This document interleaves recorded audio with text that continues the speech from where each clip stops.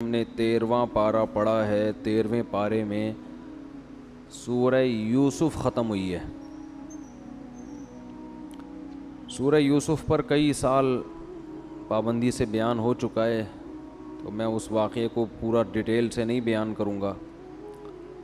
جو لوگ بیان سنتے رہتے ہیں وہ کئی بار سن چکے ہیں۔ چند چیدہ چیزوں کو میں ہائی لائٹ کرتا ہوں جو 13ویں پارے میں خاص طور پر آئی ہیں۔ حضرت یوسف علیہ السلام جب جیل میں تھے، پہلی بات تو جب انہوں نے ان کو عورتوں نے زنا کی دعوت دی تو دھمکی دی کہ اگر یہ ہماری بات نہیں مانیں گے تو ہم ان کو جیل میں ڈال دیں گے۔ تو یوسف علیہ السلام نے اس وقت دعا کی، رب السجن احب الی مما یدعوننی الیہ، اے اللہ یہ لوگ مجھے جس گناہ کی طرف دعوت دے رہے ہیں اس سے مجھے جیل کی زندگی زیادہ محبوب ہے۔ آپ اندازہ لگائیں، جیل کوئی ہلکی چیز نہیں ہوتی، اور اس زمانے کے جیل، آج جیلوں میں حال دیکھ لیں آپ، صفائی ستھرائی کا، اور کس طرح انسان مر جاتا ہے وہاں پہ۔ تو اس دور میں تو اور لوگوں میں اویئرنیس نہیں تھی، ظلم تھا۔ تو ایک بار بھی زنا کی جرت نہیں کی۔ یہ قرآن یہ واقعات کیوں بیان کرتا ہے کہ زنا کوئی ہلکی چیز نہیں ہے کہ بڑے آرام سے کر لو تو توبہ کر لیں گے بعد میں، لوگ یہ سوچ کے کر رہے ہوتے ہیں۔ نقل کفر نباشت، حضرت یوسف سوچ لیتے کہ میں مجبور ہوں یہاں پہ، اکیلا ہوں، میرے گھر بار یہاں ہے نہیں، اپنی ٹینشن کو دور کرنے کے لیے، ڈپریشن کو دور کرنے کے لیے کیا جا رہا ہے، اور پھر مجھے دھمکیاں مل رہی ہیں، مجھے جیل جانے کی پتہ نہیں کتنے طویل عرصے تک کے لیے مجھے جیل میں ڈال دیں، تو میں کر لوں گا، توبہ کر لوں گا بعد میں، کوئی ہمیشہ کے لیے تھوڑی کر رہا ہوں۔ لیکن جب جیل کی دھمکیاں ملی ہیں تو یوسف علیہ السلام نے اللہ سے دعا مانگی، رب السجن احب الی مما یدعوننی الیہ، اے اللہ یہ عورتیں جس گناہ کی دعوت دے رہی ہیں اس سے مجھے جیل کی زندگی زیادہ محبوب ہے۔ اس سے پتہ چلتا ہے بھائی گناہ ہلکی چیز نہیں ہے، ان کو پتہ تھا یہ کتنا بڑا جرم ہے۔ آج ہمارے معاشرے میں نوجوانوں میں زنا بہت پھیل گیا ہے، ہلکی بات سمجھا جانے لگا اس کو، لڑکیوں سے دوستیاں، ان سے ناجائز تعلقات، لڑکیوں میں بھی یہ بہت ہو گئی ہے یہ بات، کوئی بھی ان کو کسی طرح سے بے وقوف بنائے یہ بن جاتی ہیں۔ اور کتنے کیسز ہیں کہ بھئی شادی کہیں اور ہو رہی ہے تو پریشان ہیں کہ ہم تو کنوارے نہیں ہیں، لڑکیوں کو یہ بھی آج کل بعض جگہوں پر یہ ٹینشن شروع ہو گئی ہے، کیا بہانہ کریں گے، کیا کریں گے۔ اتنا معاشرے میں برائی بہت تیزی کے ساتھ پھیل رہی ہے، تو اپنے آپ کو جہنم کی آگ سے بچاؤ۔ زنا پر جہنم کی آگ کے وعدے ہیں، انہو کان فاحشہ، بہت برا راستہ ہے یہ۔ پھر حضرت یوسف علیہ السلام اللہ سے دعا مانگ رہے ہیں، وَإِلَّا تَصْرِفْ عَنِّي كَيْدَهُنَّ أَصْبُ إِلَيْهِنَّ، اے اللہ اگر تو مجھے ان کی بری تدبیروں سے نہیں بچائے گا، تو میری مدد نہیں کرے گا، تو میں ان کی طرف مائل ہو جاؤں گا، میں اپنے اوپر اعتماد نہیں کرتا، میں بھی بچنے کی کوشش کروں گا، لیکن اے اللہ تجھ سے دعا کرتا ہوں کہ تو بھی میری بولو مدد کر، مجھے مصیبت سے نکال دے، اس آزمائش سے بچا لے۔ قرآن کے الفاظ ہیں فَاسْتَجَابَ لَهُمْ رَبُّهُمْ فَاسْتَجَابَ لَهُ رَبُّهُ، اللہ نے آپ کی دعا کو قبول کر لیا۔ کیا مطلب؟ اللہ نے ارادہ کر لیا میں ان کو اس برائی سے بچاؤں گا، لیکن نتیجہ کیا نکلا ہے؟ لَيَسْجُنُنَّهُ حَتَّى حِينٍ، آپ کو بالآخر جیل میں جانا پڑا، کیونکہ اگر وہ جیل میں نہ بھیجتے تو بدنامی اپنی ہو رہی تھی، لوگ یہ کہتے کہ اگر یہ شخص بے گناہ ہے تو پھر اس کو جیل میں کیوں نہیں ڈالتے۔ بعض دفعہ کسی معصوم کو بھی سزا دی جاتی ہے یہ بتانے کے لیے کہ ہم معصوم ہیں۔ اب دیکھو کیسی بڑی آزمائش کہ یوسف علیہ السلام کہاں چلے گئے؟ جیل میں۔ ایک پیغمبر کے بیٹے ہیں، اللہ نے اکیلے کو آدھا حسن دیا, زندگی کہاں گزر رہی ہے؟ جیل کی کوٹری میں. تو کوئی وسوسے سے نہیں آئے, کوئی ٹینشن نہیں کہ بھائی یہ میرے ساتھ کیا ہو رہا ہے. بھائیوں نے پہلے مجھے کنویں میں پھینک دیا, پہلے تو میرے ساتھ یہ ظلم ہوا, پھر جب میں کنویں سے نکلا ہوں تو بازاروں میں غلاموں کی طرح فروخت ہوا ہوں, حالانکہ میں تو آزاد خاندان کا آزاد بیٹا ہوں. وہ کتنی بڑی ٹینشن, کیا ہو رہا ہوگا نا جب بچے کی بولیاں لگ رہی ہوں گی, کتنے میں لوگ ہیں. غلاموں کی طرح بکتے تھے ایسے لوگ جو اس طرح, جن کے کوئی والدین کا نہ پتہ ہو. پھر کتنی بڑی آزمائش, دروازے بند کر کے بادشاہ کی خوبصورت بیوی زنا کی دعوت دے رہی ہے اور آپ اپنے دامن کو بچا رہے ہیں. دیکھو جس کے دل میں اللہ ہوتا ہے نا وہ ہر جگہ ٹھیک ہوتا ہے. اللہ نہیں ہے تو دو نمبریوں میں انسان لگ جاتا ہے. اب آپ بتاؤ, بادشاہ کے محل میں زندگی گزر رہی ہے, اکیلے ہیں, کنوارے ہیں, جوان ہیں, طاقتور ہیں, اور خوبصورت ترین عورت, اور وہ خود برائی کی دعوت دے رہی ہے. ایسے موقع پہ تو لوگ خود کوشش کرتے ہیں برائی کی, اور چاروں طرف سے دروازے بند ہیں. یوسف علیہ السلام بھاگے دروازوں کی طرف, اس لیے کہ جو میرے بس میں ہے وہ میں کروں. کیسا برائی سے اپنے آپ کو بچایا. وَاسْتَبَقَ الْبَابَ وَأَلْفَ يَا سَيِّدَهَا لَدَى الْبَابِ. دروازے کے پہنچے ہیں تو بادشاہ کھڑا ہوا ہے, اور بادشاہ کے بولنے سے پہلے, یوسف علیہ السلام کے بولنے سے پہلے بادشاہ کی بیوی نے کہانی ساری الٹ دی. کیسے الزام لگا رہی ہے؟ یہ نہیں کہہ رہی کہ بادشاہ اس کی غلطی ہے, یہ مجھے بند کمرے میں لے کر آیا ہے, یہ نہیں کہہ رہی. اس سے کیس کی نوعیت ہلکی ہو جائے گی. یعنی بادشاہ پوچھے گا اچھا تمہاری غلطی ہے, اس کی غلطی ہے؟ نا نا نا نا نا. ہوشیاری کیا کی اس نے؟ قالت ما جزاء من اراد باهلك سوءا الا ان يسجن او عذاب الیم. میرے شوہر, میرے سر کے تاج, آپ مجھے یہ بتائیں کہ جو نوجوان گھر میں رہ کے تمہاری بیوی کی عزت پہ ڈاکہ ڈالنے کی کوشش کرے, اس کی سزا بتائیں کیا ہونی چاہیے؟ سوائے جیل یا دردناک عذاب کے اس کی کوئی اور سزا بنتی ہے؟ سٹائل دیکھ رہے ہیں بادشاہ کی بیوی کا؟ نہیں. زلیخا کو جب دیکھا نا بادشاہ آ گیا, دروازے پہ دونوں کھڑے ہوئے ہیں, اس کا مطلب یقیناً دونوں بند کمرے میں تھے. کیا بھائی شبہات پیدا ہوتے ہیں. تو اسٹائل کس کا اچھا تھا؟ زلیخا کا. زلیخا نے یہ نہیں کہا کہ بادشاہ سلامت, بلکہ پہلے بادشاہ کہتا کہ بھئی تم دونوں یہاں کیا کر رہے ہو بند کمرے میں, یہ تو غلط ہے, اس سے تو مجھے شک پیدا ہو رہا ہے. تو بادشاہ کہتا نا یہ بات, لیکن زلیخا نے بادشاہ کو بولنے کا موقع دیا ہی نہیں. ایسے بن گئی جیسے میں بہت ایکسائٹیڈ ہوئی ہوئی, بہت جذباتی ہوئی, میرا میٹر گھوما ہوا ہے, میرے ساتھ بہت غلط ہو رہا ہے اس گھر کے اندر, میں بتا رہی ہوں, آپ کو بولنے نہیں دوں گی, میں بہت بے عزتی میں نے اس گھر میں اپنی برداشت کر لی ہے. یہ اسٹائل تھا کس کا؟ زلیخا. ابھی یہ منظر ہوگا نا, بادشاہ کھڑا ہوگا, یہ بولے گا, ابھی منہ سے اس کے نکل رہا ہوگا بھائی یہ کیا ہے, what is this, what's going on, یہ کیا ہو رہا ہے, واٹس ہیپننگ, ٹھیک ہے نا, یہ کیا ہو رہا ہے بھائی. لیکن زلیخا, اس کا نام پتہ نہیں زلیخا تھا بھی یا نہیں تھا, ویسی آسمانی کتاب پچھلی کتابوں میں لکھا ہے, تو ہم زلیخا ہی فرض کر لیتے ہیں. تو زلیخا جو تھی اس نے بادشاہ کی اسٹیٹمنٹ سے پہلے, بادشاہ کے سوال سے پہلے اسٹائل مارا اپنا, ٹھیک ہے نا, ایسے بھرم میں لائی ہے کہ جیسے میں بہت ڈپریشن میں ہوں, بہت ٹینشن میں ہوں, میرے گھر میں بہت زیادہ, اس گھر میں میرے ساتھ ناانصافی ہو رہی ہے اور بس انتہا ہو گئی ہے, اب اس بندے کو سزا ملنی چاہیے, اب جیل یا کوڑے, اس کے علاوہ اور کوئی سزا نہیں بنتی ہے. اور بتاؤ اس کے علاوہ کچھ بنتی ہے تو بتاؤ, بادشاہ سے پوچھ رہی ہے. ما جزاء, اس کے علاوہ کچھ بنتا ہے؟ سوال پوچھ رہی ہے اس سے کہ میرے ذہن میں یہ دو سزائیں آ رہی ہیں, کوئی تیسری اگر آپ کے مائنڈ میں ہے تو وہ پلیز میرے ساتھ آپ شیئر کریں, یہ دو میں سے ایک تو بنتی ہے, ٹھیک ہے نا.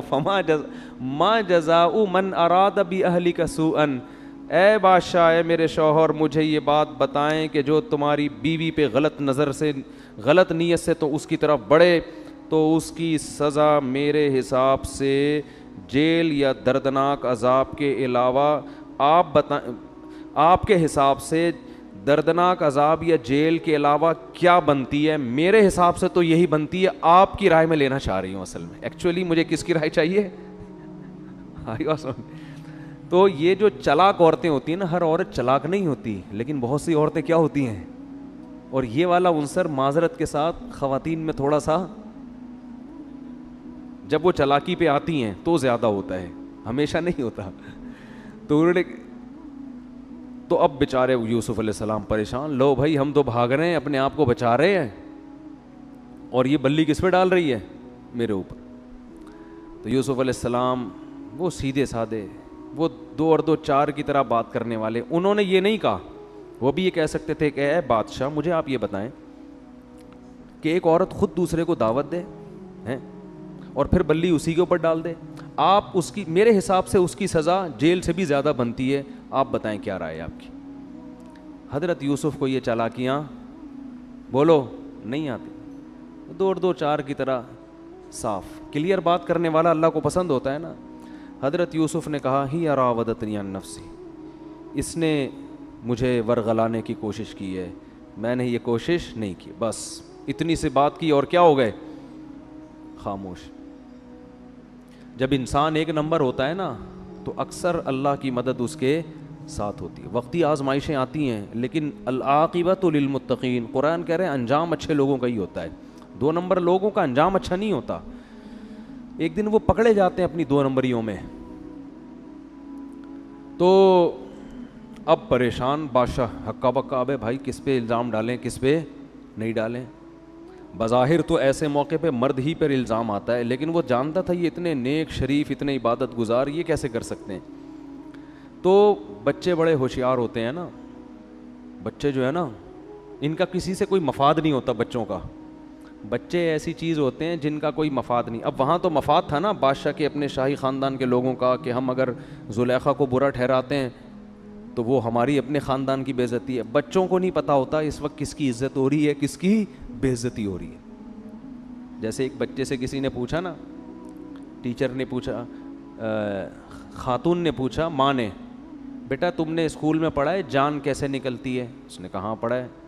کہتے ہیں امی تو مجھے ویسے ہی پتہ ہے جان کیسے، نہیں جان کہاں سے نکلتی ہے؟ تو اس نے کہا جان کھڑکی سے نکلتی ہے. ماں پریشان، جان کھڑکی سے نکلتی؟ کہتے ہیں وہ انٹی آتی ہیں نا ہمارے پڑوس سے گھر میں، تو جب آپ گھر پہ نہیں ہوتی ہیں پڑوسی انٹی آتی ہیں، جیسے ہی آپ گھر میں آتی ہیں نا تو ابو ان سے کہتے ہیں جان کھڑکی سے نکل جاؤ، جان کھڑکی سے نکل جاؤ. تو بچے کیا کرتے ہیں ان کو نہیں پتا ہوتا کہ اس وقت کیا کہنا ہے، بالکل کلیئر. تو میں کل بیٹھا ہوا سحری میں اپنے بچوں کے ساتھ، چھوٹی بچی بھی بیٹھی ہوئی ہے.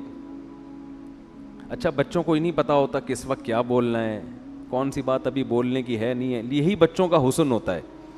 تو میں کل صبح سحری کے وقت میں بچوں کو بٹھا کے تھوڑا سمجھا رہا ہوں، دیکھو ہم سب نے ایک دن مرنا ہے اور ایک دن آپ کے ابو بھی مریں گے. دیکھو میرے ابو کا انتقال ہو گیا تو ایک دن آپ کے ابو کا، تھوڑا سا نا ان کو آخرت کی یاد. تو چھوٹی سی بچی کہنے لگی منہ سے نا اچھی بات نکالنی چاہیے انسان کو. اتنی مجھے ہنسی آئی ہے، میں نے کہا اس پہ غصہ کروں یا ہنسوں. وہ جب میں نے کہا نا ایک دن آپ کے ابو بھی مریں گے، یہ تو کہہ نہیں سکتے تھے امی بھی مریں گی، ببو ہی مریں گے. تو فوراً ایک چھوٹی بچی ہے وہ کہنے لگی منہ سے نا اچھی بات نکالنی چاہیے. تو بچے موقع نہیں دیکھتے، وہ اسٹریٹ فائر کرتے ہیں وہ. تو خیر، تو قرآن کہتا ہے کہ انہی کے خاندان میں سے، جو تفسیر کی کتابوں میں لکھا ہے ایک 9 عمر بچہ تھا، وہ اس نے کہا بھائی دیکھو کہ ان کا دامن پھٹا ہوا ہے کرتا، اگر یہ کرتا آگے سے پھٹا ہوا ہے تو اس کا مطلب وہ ٹھیک کہہ رہی ہے، اور اگر یہ کرتا پیچھے سے پھٹا ہوا ہے اس کا مطلب یہ آگے بھاگ رہے تھے اور وہ پیچھے ہے. تو کرتا دیکھا تو پیچھے سے پھٹا ہوا تھا. اب اس کی تو کوئی لاجک بنتی نہیں ہے نا کہ پیچھے سے کرتا کیوں پھٹا ہے. تو بادشاہ نے فوراً کیا کہا، انہو من کیدکن، اپنی بیوی سے کہا یہ تم عورتوں کی تدبیر ہے. یہ کیا ہے؟ انہو من کیدکن، یہ قیدی کی نہیں کہا، کننا یہ تم سب عورتوں کی تدبیر ہے. یعنی کیا مطلب کہ تم عورتوں میں قدر مشترک یہ چیز ہے کہ تم اس قسم کی ہوشیاریاں کرتی ہو. عشق خود چڑھا ہوا ہوتا ہے، بلی کس پہ ڈال دیتی ہو؟ اس پہ، بے گناہ آدمی پہ. اور پھر آگے کہنے لگا ان کیدکن عظیم، تم عورتوں کی تدبیریں بہت بڑی یعنی بہت خطرناک ہوتی ہیں. اب کرے کیا؟ اب کر کچھ سکتا نہیں ہے، اس لیے کہ اگر اپنی بیوی کو سزا دے گا تو بدنامی کس کی ہوگی؟ ہیں بیوی کی نا. پبلک کو بعض جرم ایسے ہوتے ہیں ان پہ پردہ ڈالنا ہی پڑتا ہے کہ آپ اگر سزا دیں گے تو لوگ بولیں گے کیوں مار رہا ہے بھائی اپنی بیوی کو؟ آپ کہیں اس کا چکر چل رہا تھا. اس کا کیا چل رہا تھا؟ لوگ ساری زندگی انگلیاں اٹھائیں گے نا بھائی اس کی بیوی کا کسی سے چکر چل رہا ہے. طلاق دو گے تو ٹینشن. لوگ کہیں گے بادشاہ سلامت کی جو وائف ہے نا ان کے کسی سے تعلقات تھے جس کی بیس پر ان کے درمیان کیا ہو گئی ہے؟ ڈیورس. تو یعنی یہ ایسا کڑوا گھونٹ تھا جو بادشاہ نے بہرحال نگلنا ہی تھا. تو اس لیے بادشاہ گھننا بن گیا نا. ایسے موقع پہ گھننا سمجھتے ہیں جیسے کچھ ہوا ہی نہیں ہے. تو کہنے لگا یوسف اعرض عن ھذا، یوسف مٹی ڈال. وہ مٹی پا یار، ہو جاتا ہے انسان ہے، چپ کر کے بس آرام سے بیٹھ جا، کسی کو بتانا نہیں. اعرض عن ھذا، اگنور کر دے اس کو. اور بیوی سے کہنے لگا واستغفری لذنبک، تو بھی سوری کر لے. استغفری کا معنی کیا ہے؟ تو بھی بولو بھائی سوری کر لو. مٹی پاؤ بچ آرام سے، کسی کو بتانا نہیں، ٹھیک ہے نا؟ ایسے کر کے اور چپ کر کے آرام سے بس اس کو گھر میں ہم نے مسئلہ حل کر دیا. عقل مندی کا کام کیا اس نے، بے وقوفی نہیں تھی. بڑا ذہین بادشاہ تھا، آگے بھی قرآن میں پتہ چلتا ہے کہ بڑا سمجھدار آدمی تھا. اور جناب گھر کا مسئلہ گھر میں حل کر دیا. لیکن آپ کو پتہ ہے منفی بات کو اگر آپ مضبوط قلعوں میں بھی بند کر لو نا، وہ سرنگ بنا کے گھر سے باہر نکل. پازیٹیو باتیں نہیں پھیلتی، منفی باتیں فوراً پھیلتی ہیں. تو ایک کیا ہوا کہ جی بات محل سے لیک آؤٹ ہوئی، ادھر گئی. اب پتہ ہے بھائی ایسے ہر ایک دوسرے کو بتا رہا ہے، کسی کو بتانا نہیں. ٹھیک ہے، ہر ایک دوسرے کو بتا رہا ہے، کسی کو بتانا نہیں. ہوتے ہوتے ہوتے ہوتے تھوڑے دنوں کے اندر پورے مصر میں خبر پھیل گئی. قال نسوة فی المدینۃ امرأۃ العزیز تراود فتاها عن نفسی. بھائی بادشاہ کی بیوی ہو کر ایک گھر کے غلام پہ عاشق ہو گئی، ایک ملازم پہ عاشق ہو گئی. انا لنراها فی ضلال مبین. بادشاہ کی بیوی کا جو مینٹل لیول ہے بہت ہی پست ہے. ارے کسی شہزادے پہ عاشق ہوتی، مصر کے بادشاہ کی بیوی فلسطین کے بادشاہ پہ عاشق ہو جاتی ہے. بھائی چلو چکر چلنا ہی تھا تو کسی بڑے آدمی سے چلتا، ایک گھر کا غلام اس پہ عاشق. جیسے کوئی جو ہے نا کوئی بہت بڑا شہزادہ ہو اور وہ معاذ اللہ، میں مثال حضرت یوسف پہ نہیں فٹ کر رہی ہے سمجھانے کے لیے، وہ کسی کوئی بہت ہی کمتر قسم کی کوئی لڑکی ہو اس پہ عاشق ہو جائے تو لوگ کہیں گے نا بھائی تو اپنے لیول کے لوگوں سے دوستی لگا نا. تو عورتیں ذلت سے بادشاہ کی بیوی کو دیکھنے لگیں.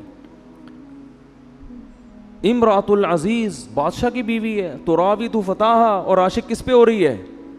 اپنے گھر کے غلام پر. انا لنراہا فی ضلال مبین. اب مسئلہ بن گیا بادشاہ کی بیوی کی عزت کا. اس نے کہا بھائی میں تو بے عزتی ہو گئی، لوگ کیا کہہ رہے ہیں گھر کے غلام پہ عاشق. تو اس نے کہا کہ میں ذرا اس غلام کا ان لوگوں کو جلوہ کراؤں گی، پھر ان کو پتہ چلے گا کہ میرا معیار اونچا ہے یا کم ہے یا اونچا ہے. تو قرآن کہہ رہا ہے فلما سمعت بمکرہن ارسلت الیہن. بادشاہوں کے لیے دعوتیں کرنا کیا مشکل ہے. شہر کی جتنی بڑی بڑی اونچے خاندان کی عورتیں ہیں نا ان سب کو اس نے بلا لیا. مصر محل میں دعوت کی، آ جاؤ بھائی. سب کے ہاتھوں میں تیز چھریاں پکڑا دیں اور پھل پکڑا دیے کاٹنے کے لیے. وقالت اخرج علیہن. یوسف سے کہا ذرا سامنے سے نکل کے جاؤ. جب یوسف علیہ السلام سامنے سے گزر کے گئے، ان کو نہیں پتا تھا ان عورتوں کے کہ یہ وہی لڑکا ہے، بس ویسے ہی کہا سامنے سے گزر کے جاؤ. تو وہ جب انہوں نے ان عورتوں نے ان کو نوجوان کو دیکھا تو قرآن کہہ رہا ہے قل وقطعنا ایدیہن. ایک دم ان کے حسن و جمال کو دیکھ کر ایسی مبہوت ہوئی ہیں کہ اپنی ہاتھ کاٹ ڈالے چھری سے، زخمی کر دیا اپنے. پتہ ہی نہیں چل رہا ہم سیب کاٹ رہی ہیں یہ کیا کاٹ رہی ہیں، ہاتھ کاٹ رہے ہیں. وَقُلْنَا حَاشَ لِلَّهِ مَا هَذَا بَشَرًا, کہنے لگی اللہ کی قسم یہ شخص انسان نہیں ہے. ان هذا الا ملک کریم, یہ کون ہے, کوئی آسمان سے معزز فرشتہ اتر گیا ہے. اچھا ابھی تک زلیخا نے بتایا نہیں تھا کہ یہ کیا ہے, ہوشیار تھی نا, پہلے بتا دیتی تو وہ بات نہ بنتی. حدیث میں آتا ہے رسول اللہ صلی اللہ علیہ وسلم معراج کی رات میں حضرت یوسف سے ملے, فرمایا اللہ نے اس کائنات میں جتنا حسن تقسیم کیا ہے نا اس میں سے آدھا اکیلے یوسف علیہ السلام کو دیا ہے. آدھا اکیلے کس کو دیا ہے؟ حضرت یوسف. معجزے ہوتے ہیں نا پیغمبروں کے, تو یوسف علیہ السلام کا معجزہ کیا تھا؟ بے پناہ حسن و جمال. تو وہ فوراً ہاتھ کاٹ کے کہنے لگی ما ھذا الا حاشا للہ ما ھذا بشرا, اللہ کی قسم یہ انسان نہیں ہے, یہ کوئی فرشتہ ہے نورانی جو آسمان سے اتر گیا ہے. تو فوراً زلیخا نے کہا ذالک الذی لمتننی فی, یہ ہے جس کے بارے میں مجھے تانے دیے جا رہے تھے. یہ ہے جس کے بارے میں مجھے تانے دیے جا رہے تھے, اور اب میں اپنے عشق کو ظاہر کرنے میں کوئی عار محسوس نہیں کروں گی. اب ببانگے دوہل بتانے لگی میں اس پہ عاشق ہوں, اور پھر پتہ تو سب کو چلی گیا ہے, اس لیے دھمکی دی یوسف علیہ السلام کو وَلَئِن لَّمْ يَفْعَلْ مَا آمُرُهُ, اگر اس نے میری مراد پوری نہیں کی لَيُسْجَنَنَّ, اسے میں جیل میں پہنچا کے چھوڑوں گی, وَلَيَكُن مِّنَ الصَّاغِرِينَ, اور اس کا مقام کم, جو عزت اس کو محل میں مل رہی ہے وہ عزت نہیں رہے گی. ایسے موقع پہ حضرت یوسف نے دعا مانگی.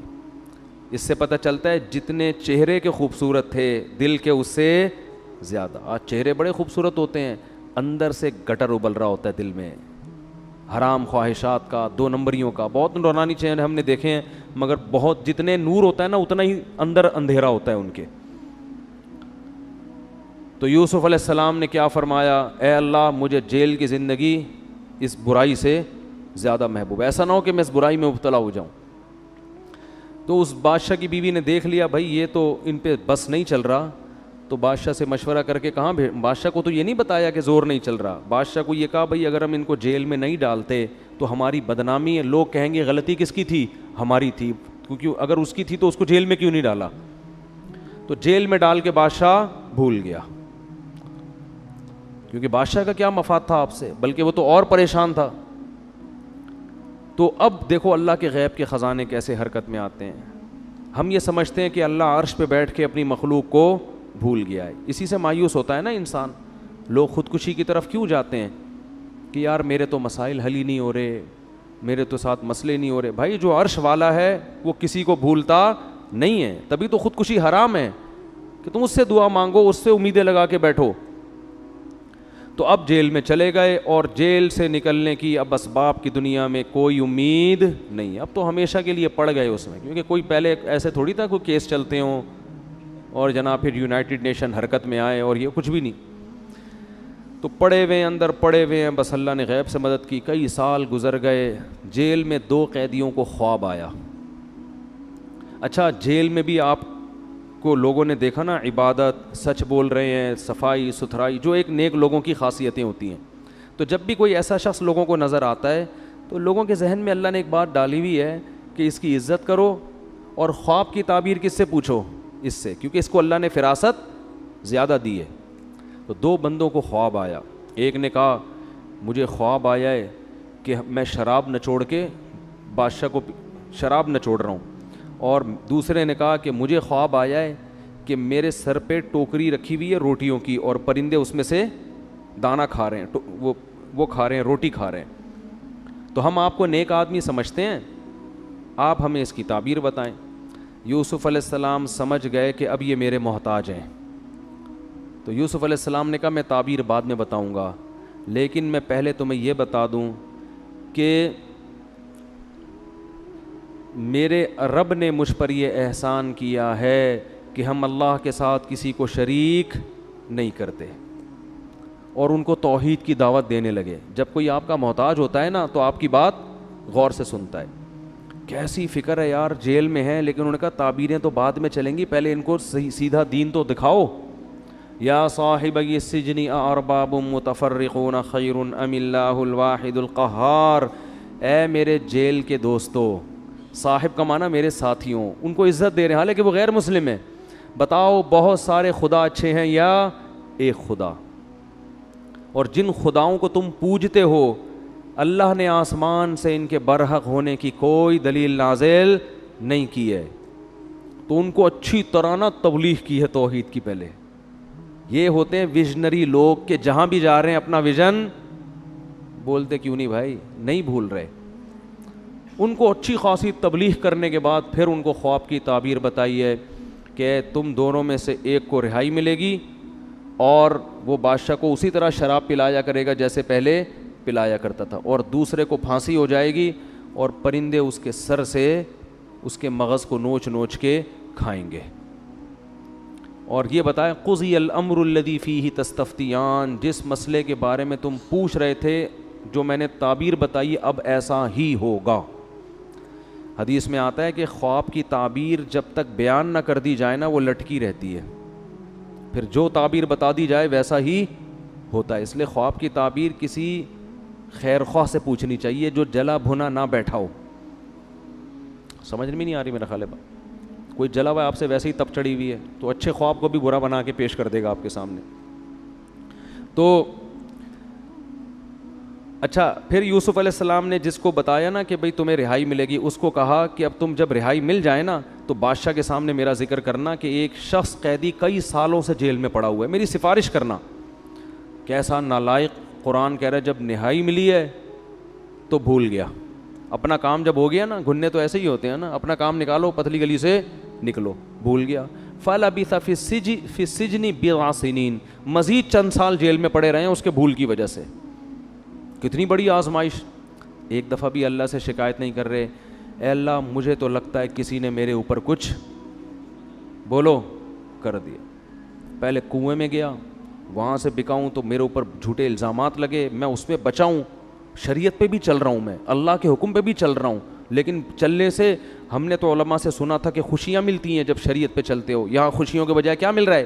جیل۔ چلو جیل میں بھی میں نے ناشکری نہیں کی، اللہ اللہ کرتا رہا، خواب کی تعبیر میں نے بندے کو بتا دی، اب میں اس کو کہہ رہا ہوں جا کے بتاؤ، امید ہوئی ہے نکلنے کی، بندہ ہی بھول گیا۔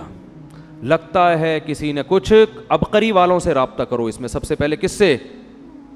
بولو، عبقری سے رابطہ، اور پھر فلیتے ملیتے، اور پھر فلانے روحانی ٹوپی ڈرامے سے، اور پھر فلانا روحانی ٹوپی ڈرامہ، وہ روحانیت کے نام پہ جو الو کے پٹھے بغیرت گالیاں دینے کا میرا دل کرتا ہے۔ اور تم لوگوں کی قسمت میں اللہ نے نا گناہوں کی وجہ سے یہ کمبخت اللہ نے تمہاری قسمت میں لکھے ہوئے ہیں کہ جاؤ ان سے اپنا ٹائم برباد کرواؤ، ان کی عقیدت میں ہاتھ پاؤں چومو، کیونکہ تمہیں قرآن و سنت سے دلچسپی ہے نہیں۔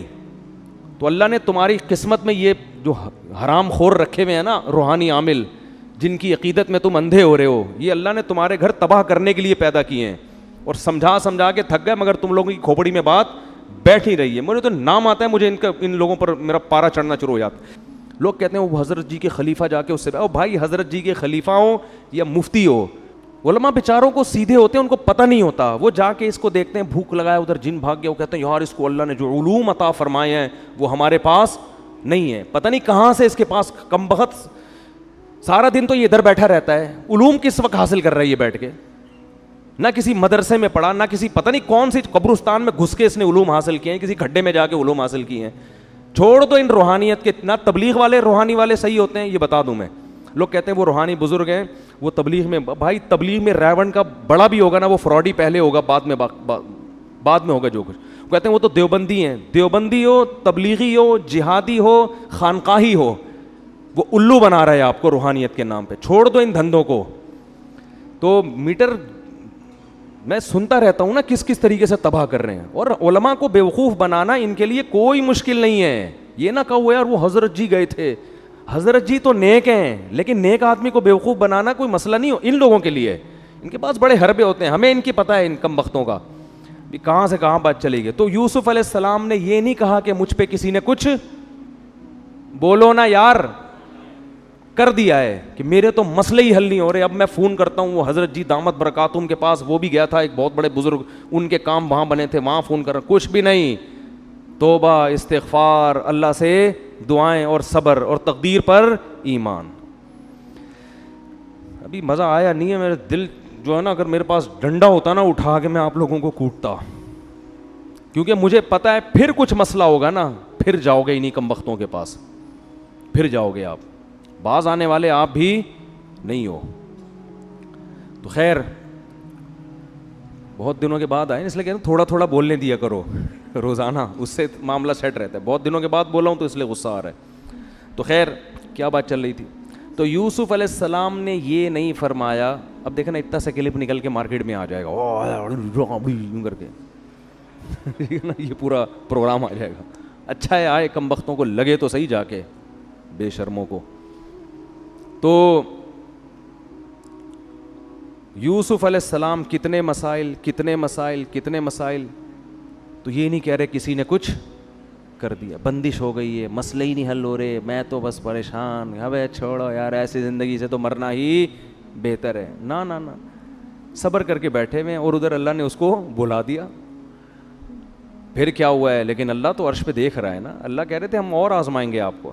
قال الملک انی ارا سبع بقرات سمان, بادشاہ سلامت ایک دن صبح سو کے اٹھیں, بڑا عجیب خواب آیا اس کو, اور سارے درباریوں کو جمع کیا, مسٹنڈوں کو نا, اس نے بولا بھائی میں نے عجیب خواب دیکھا ہے, 7 موٹی گائیں 7 دبلی گایوں کو, اور 7 گندم کے تازہ خوشے وہ دبلے خوشوں کو کھا رہے ہیں, باریک خوشوں. مجھے اس کی تعبیر بتاؤ کیا ہے. وہ پھر بھی ہم لوگوں سے اچھے تھے, انہوں نے کہا ہمیں اس کی تعبیر اس لیے نہیں آتی کہ کوئی اچھا خواب یہ ہے نہیں, ٹھیک ہے نا, پراگندہ خیالات ہیں, اضغاث و احلام ہے. آپ کو حکومت چلانی ہے, ٹینشنوں میں جب آپ سوئیں گے تو موٹی پتلی گائیں تو نظر آئیں گی. ٹینشن ہے, ٹینشن کی وجہ سے ایسی چیزیں نظر آتی ہیں. لیکن میں کہتا ہوں وہ ہم لوگوں سے کم فراڈی تھے. آج روحانی ٹوپی ڈرامے کے پاس آپ کوئی بھی خواب سناؤ, کم بخت ہر خواب کی تعبیر بتائے گا آپ کو. وہ چینل کھول کے بیٹھے ہوئے خوابوں کی تعبیروں کے, وہ کبھی یہ نہیں کہے گا کہ مجھے اس کی تعبیر نہیں آتی. یہ پھر بھی کم بخت ان کم بختوں سے اچھے تھے. انہوں نے کہا بھائی یہ چونکہ ایکچولی کوئی الٹا سیدھا خواب ہے تو ایسے خوابوں کی تعبیریں نہیں ہوتی. ہر خواب کی تھوڑی تعبیر ہوتی ہے. کچھ بھی خواب میں آ رہا ہے تھوڑی اٹھ کے صبح سنانا شروع کر دو, تو روزانہ ہی آ رہا ہوتا ہے کچھ نہ کچھ انسان کو. لیکن بادشاہ کو اندازہ ہوا بھائی یہ تھوڑا یونیک قسم کا خواب ہے, اس کی کوئی تعبیر ہوگی. اب جب یہ بات چل رہی تھی, جو وہ شراب پلانے والا جو تھا نا بادشاہ سلامت, اس کو ایک دم یاد آیا, اور ایک خواب سے یاد آیا بادشاہ جی ایک بندہ ہے وہ بڑی ایکوریٹ تعبیر بتاتا ہے. اب چونکہ اس کا اپنا مفاد تھا نا کم وقت کا, فوراً بھاگا بھاگا یوسف علیہ السلام کیا, یوسف ایھا الصدیق, یوسف اے میرے دوست. اب دیکھو اے میرے دوست, یہ ہے مفاد پرستی.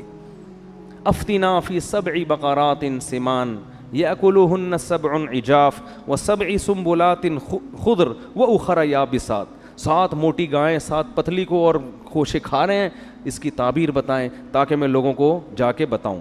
فوراً یوسف علیہ السلام نے تعبیر بتا دی. ان قریب قحط پڑنے والا ہے 7 سال. 7 سال تک تم اپنے مال کو اسٹور کرو, بارشیں ہوں گی 7 سال, سب کچھ اسٹور کر کے رکھو. اس کے بعد 7 سال قحط پڑے گا, یہ قحط پچھلے 7 سال کی اسٹوریج کو ختم کر دے گا. اس کے بعد پھر اللہ تعالیٰ کی طرف سے بارشیں ہوں گی, تو ابھی سے اسٹور کر لو ورنہ تباہ ہو جاؤ گے, مر جاؤ گے سب. جب بادشاہ کو جا کے بتایا, بادشاہ کہنے لگا بھائی قال الملک اتونی بھی, بادشاہ نے کہا بھائی اس کو لے کر آؤ جیل سے اس کو لے کر آؤ. قرآن کہہ رہا ہے فلما جاءہ الرسول, جیسے ہی قاصد آیا یوسف علیہ السلام کے پاس اور کہا کہ بادشاہ بلا رہے ہیں, تو حدیث میں آتا ہے آپ صلی اللہ علیہ وسلم کی تواضع تھی, آپ نے فرمایا اگر میرے پاس جیل میں قاصد آتا تو میں فوراً چلا جاتا. یوسف کا بڑا صبر ہے. یوسف علیہ السلام نہیں نکلے اور کہا ارجع الی ربک, جاؤ بادشاہ کے پاس جا کے کہو ما بال النسوۃ اللاتی قطعن ایدیہن, جن عورتوں نے مجھے دیکھ کر اپنے ہاتھ کاٹ ڈالے تھے پھر میرے اوپر انہوں نے تہمت لگائی, ان سے جا کے پوچھو اس پورے کیس میں غلطی کس کی تھی. جب تک میری صفائی بیان نہیں ہو جاتی میں جیل کی دیواروں سے نہیں نکلوں. کیوں؟ اپنے ویژن کو دیکھ رہے ہیں کہ اگر لوگوں کو شک بھی ہو گیا نا میرے بارے میں تو آگے جو میں نے دین کی دعوت کا کام کرنا ہے اس دعوت میں جان نہیں رہے گی. لوگ کہیں گے بھائی اس پہ تو الزام لگے ہیں, اب جب الزام لگ جاتا ہے تو کون صحیح کون غلط کون دیکھے گا بھائی. یہ پہلے میری پوزیشن واضح ہونی چاہیے. اعلان ہونا چاہیے کہ کون صحیح تھا اس کیس میں، کون غلط. ہمارے نبی نے فرمایا کہ یہ یوسف کا صبر تھا، حوصلہ تھا، ورنہ ایسے موقع پہ انسان کہتا ہے بھائی ابھی نکلو تو صحیح. ایسا نہ ہو بادشاہ کا میٹر گھومے اور بولے بھائی چلو بس وہیں رہو پھر، ٹھیک ہے نا، ہمارا تو کام ہو گیا، ہمیں تو تعبیر پتہ چل گئی. تو پھر بادشاہ نے ان عورتوں کو بلایا، بتایا بتاؤ حقیقت واضح کرو. وہ بھی ابھی تک بیچارہ باولا ہوا بتا کہ صحیح کون ہے غلط کون ہے. تو ان عورتوں نے کہا بھائی بات یہ ہے، ما علمنا علیہ من سوء، اللہ کی قسم، حاشا للہ، اللہ کی قسم ہم نے اس نوجوان میں کوئی برائی نہیں دیکھی. پھر بادشاہ کی بیوی خود آ کے بیان دیا اس نے کہ الآن حصحص الحق، اب تو اللہ نے حق کو واضح کر دیا ہے. انا راودتہ عن نفسی، میں نے اس کو برائی کی دعوت دی تھی اور وہ انہ لمن الصالحین، وہ نیک لوگوں میں سے ہے، وہ برے لوگوں میں سے نہیں ہے. یوسف علیہ السلام نے اپنی اس پوزیشن کو واضح کرنے کے بعد کیا اعلان کیا؟ اب یہ بھی ایک قسم کے بظاہر تکبر ہے نا کہ میں بہت نیک ہوں، مجھ سے تو غلطی ہو ہی نہیں سکتی.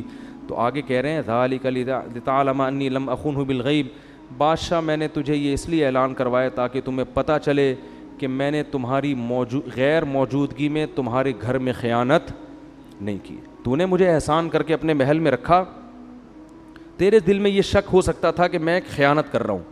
یعنی ویسے بھی زنا بری چیز ہے، لیکن اگر کوئی احسان کر کے آپ پہ اعتماد کر کے آپ کو اپنے گھر میں گھساتا ہے اور آپ اسی کی بہن بیٹی اور بیوی پہ آنکھیں ٹکانا شروع کر دیں، یہ زیادہ پرلے درجے کی بغیرتی ہے، اس کو خیانت کہتے ہیں. اور یہ ہو رہی ہے آج.